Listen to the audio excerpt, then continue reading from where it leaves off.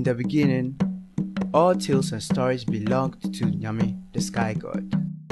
But Kwekwanansi, the spider, yearned to be the owner of all the stories known in the world. He went to Nyame and offered to buy them.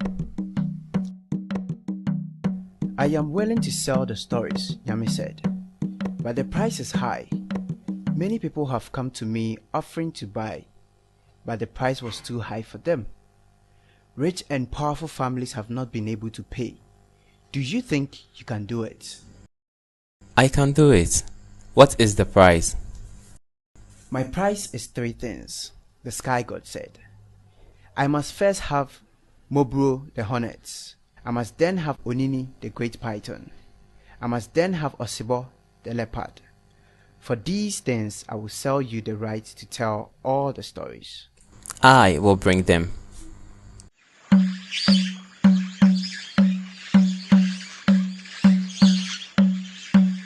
He first cut a gourd from a vine and made a small hole in it. He took a large bowl and filled it with water. Anasi went to the tree where the hornets lived. He poured some of the water over himself so that he was dripping. He threw some water over the hornets so that they too were dripping. Then he put a bowl on his head as though to protect himself from a storm and called out to the hornets. Are you foolish people? Why do you stay in the rain that is falling? Where shall we go? Go here in this dry gourd.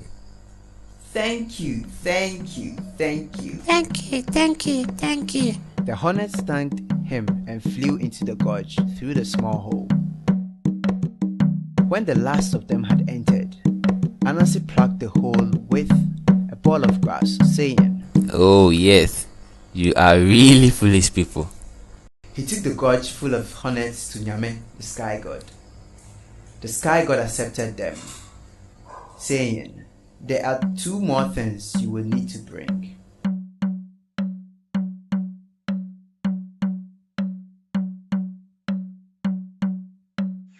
Anansi returned to the forest and cut a long bamboo pole and strong vines.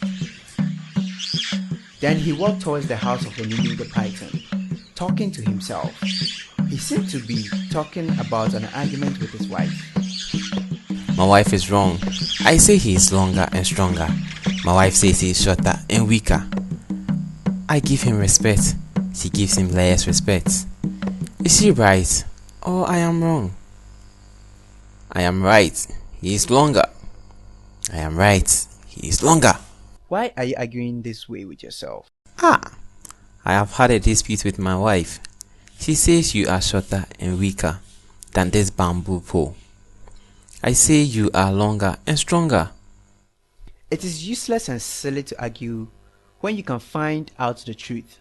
Bring the pole and we will measure. So Anasi laid the pole on the ground and the python came and stretched himself out beside it. You seem a little short. A little more. I can stretch no more. When you stretch at one end, you get short at the other. Let me tie you so you don't slip.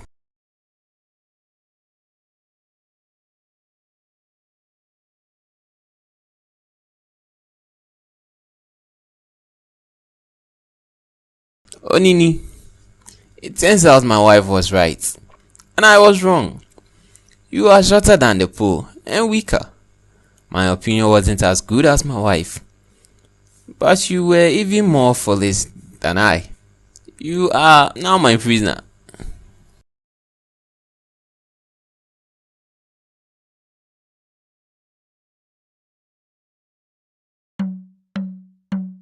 Anasi carried the python to Nyame, the sky god, who said, There is one thing more. Osibo, the leopard, was next. Anansi went into the forest and dug a deep pit where the leopard liked to walk. He covered it with small branches and leaves and put dust on it so that it was impossible to tell where the pit was. Anansi went away and hid.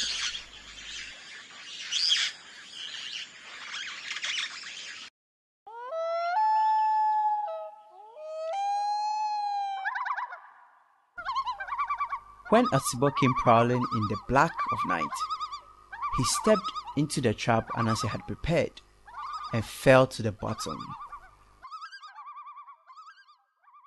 Anansi heard the sound of the leopard falling, and he said, Ah, Osibo, you are half foolish.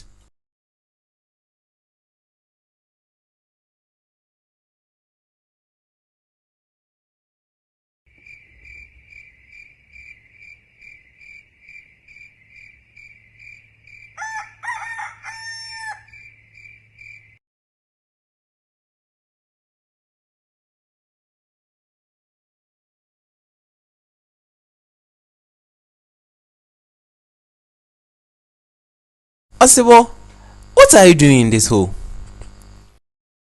I have fallen into a trap. Help me out.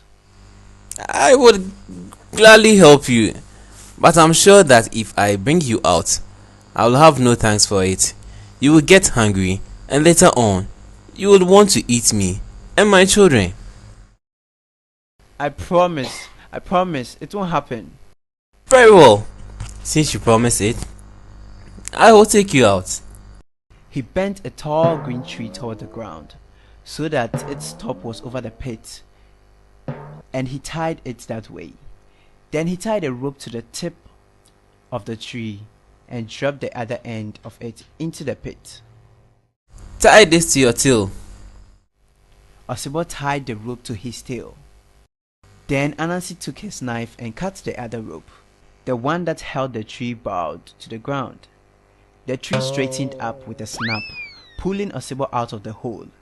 Osibo hung in the air, head downwards, twisting and turning. As he twisted and turned, he got so dizzy that Anansi had no trouble tying the leopard's feet with vines.